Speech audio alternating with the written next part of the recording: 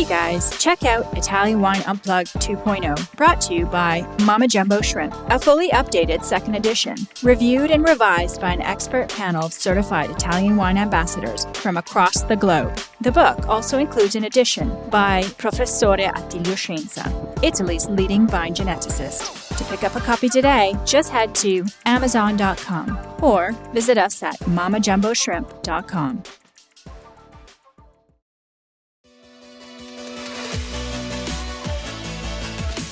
For all the super wine geeks out there, we have a special new series dedicated to you. We are reading excerpts from our new edition of Italian Wine Unplugged 2.0. Wine lovers, tune in for your weekly fix only on Italian Wine Podcast. If you want to own a copy of this new must-read Italian wine textbook, just go to Amazon.com or visit us at mamajumboshrimp.com.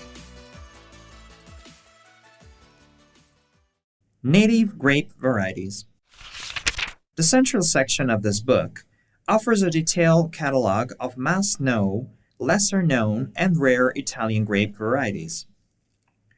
We want to showcase the richness and diversity of Italian grapes, and for the second edition, we have included a short list of benchmark producers for our must-know grapes, enabling our readers outside Italy to seek and find top-quality examples of wines made from these important grapes from all over Italy. We have also expanded the descriptions of these grapes, adapted to a format that specifically helps students connect grapes with places, history, vinification, and food. The story of Italian grape varieties speaks of resilience. Until the late 1980s, many native grapes were at risk of extinction. Several concurrent factors contributed to the near destruction of Italy's native grape population. Most native varieties possess at least one, and some even more, of these traits that were once deemed undesirable, such as low yield, particularly unwelcome in an era when quantity was prized over quality. Variety which posed winemaking challenges in the cellar, such as excessive reduction and oxidation, also fell out of favor since less was known in the past about how to manage such challenges. When it was necessary to replant vines after the devastation of phylloxera, these troublesome varieties were overlooked in favor of those that seemed easier to grow and vinify. Furthermore, the fact that native varieties were less studied and sometimes misidentified meant that nurseries were not always stocking quality vine material. Only very recently have Italian native varieties begun to experience a revival, with consumers all over the world now discovering their long-forgotten aromas and flavors. At times, Italian producers also chose to plant these more internationally popular French varieties, such as Merlot and Chardonnay, because their well-known organoleptic profiles replicate themselves relatively consistently regardless of where they were grown. Although experts recognize that a Cabernet Sauvignon wine from Sicily is different to a wine created in California or Bordeaux, such differences are not always understood by or relevant to an average wine buyer. One of the aims of this book is to celebrate Italy's native grapes and these wines they make, educating readers about the vast and diverse range of aromas and flavors unique to Italy's native grapes and wines. Understanding the ideal soils in which these grapes should be planted, the appropriate trellising systems and vinification process involved, and so on, are all crucial to encouraging a wider audience of consumers to experience these exciting and historic cultivars, many of which have been overlooked and overvalued over the past. Ampelography or ampelology. The identification of grapes has evolved from an art to a science, namely from ampelography to ampelology. Ampelography refers to the practice and technique of describing and classifying vines based on visual observation and pictorial illustration of grapevines. Although the practice of ampelography provides us with many beautiful and detailed illustrations of grapes, it is now considered insufficient for a complete analysis of vine and can at times even be misleading. In the past, using only ampelographic techniques frequently led to errors and misidentification. Modern science allows us to go beyond what can be observed with the naked eye and to study grape varieties on a cellular and even molecular level. As such, the preferred terms for the scientific study and identification of grape varieties is ampelology, which relies for accuracy on the study of DNA on a molecular level.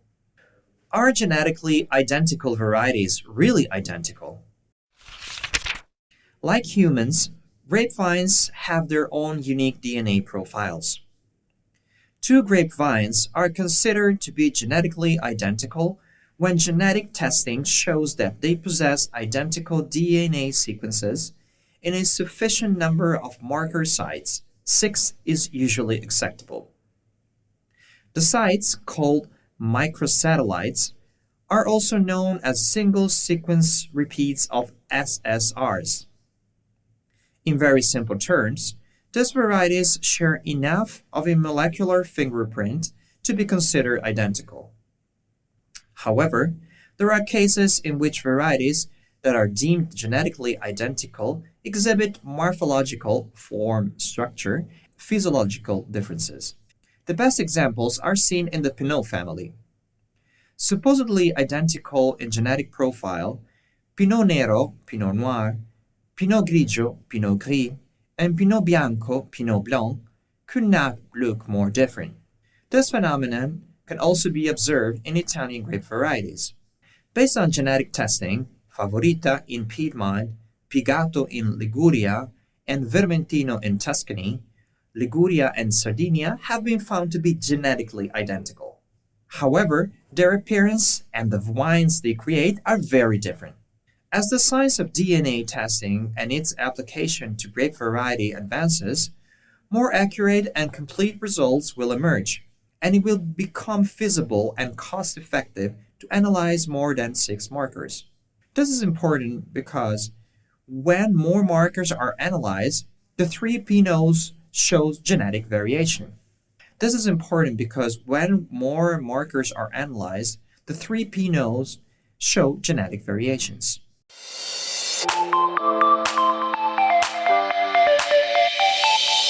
Are you enjoying this podcast? There is so much more high-quality wine content available from Mama Jumbo Shrimp. Check out our new wine study maps, our books on Italian wine, including Italian Wine Unplugged, The Jumbo Shrimp Guide to Italian Wine, Sangiovese Lambrusco and Other Stories, and much, much more on our website, mamajumboshrimp.com. Now back to the show. It is also likely that DNA analysis is more complex than scientists have believed up to this point. It is therefore not possible to consider the results of DNA research in a vacuum. A degree of academic interpretation is also required. Clones, biotypes, and phenotypes. The previous discussion of genetic identification allowed us to gain a deeper understanding of the similarities and differences among those grape varieties. Taking this discussion to a step further, it is important to understand a subset of related key terms: subvarieties, biotypes, clones, and phenotypes. Biotypes, or subvarieties, are grapevines that share the same genetic background, yet, due to an adaptation to different environments over a long period of time, manifest morphological and physiological differences.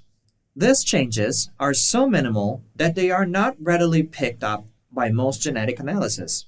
Examples of this mutability include having different berry sizes and colors, different yield potential, and varied level of disease susceptibility. In light of this, it is more accurate to refer to Favorita, Pigato, and Vermentino as biotypes rather than identical varieties. Scientists are now increasingly championing this hypothesis. A clone, the vine material offered by a grapevine nursery, is a genetic duplicate of a mother plant. Another term relating to genetic material, genotype, refers to a specific genetic material associated with an individual or organism. The phenotype refers to the appearance of an individual or a plant. In humans, for example, the phenotype is the way people look. Grape varieties that exhibit significant morphological and physiological differences can be referred to as having high intravarietal variability. More specifically, this is the case where members of the same variety don't look the same.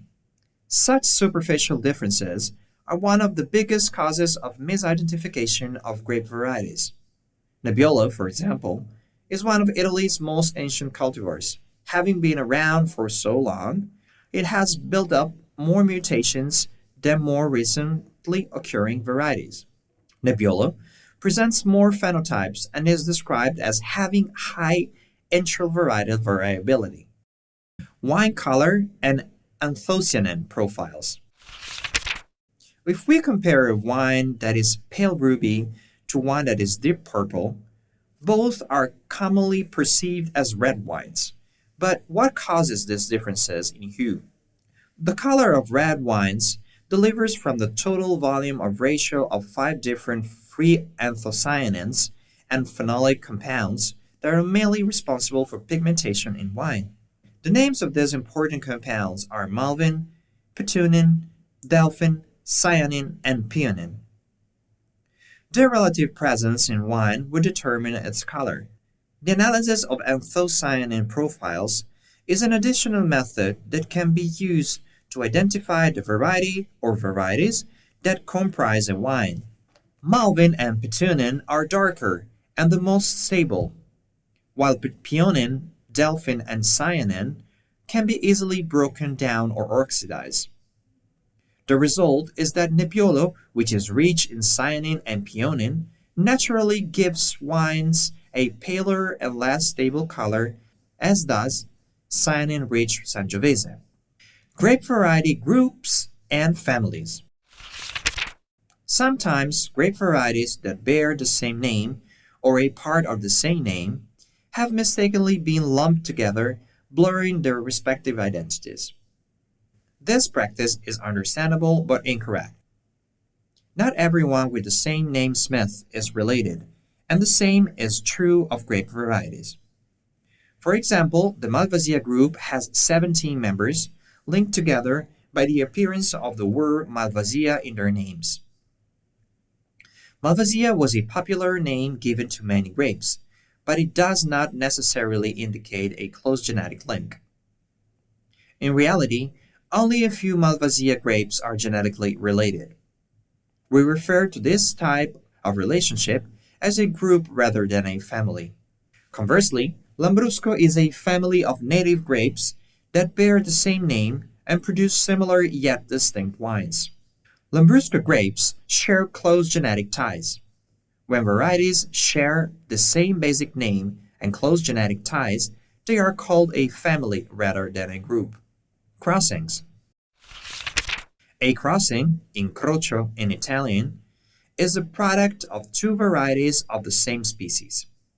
Crossings occur randomly in nature, but many are initiated deliberately by scientists in laboratories in the hope of producing offspring that exhibit their parents' most desirable traits, such as disease resistance and drought tolerance.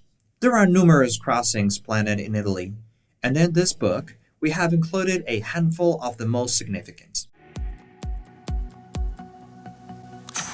Listen to the Italian Wine Podcast wherever you get your podcasts. We're on SoundCloud, Apple Podcasts, Spotify, Himalaya FM, and more. Don't forget to subscribe and rate the show. If you enjoy listening, please consider donating through ItalianWinePodcast.com. Any amount helps cover equipment, production, and publication costs. Until next time, Cin Cin.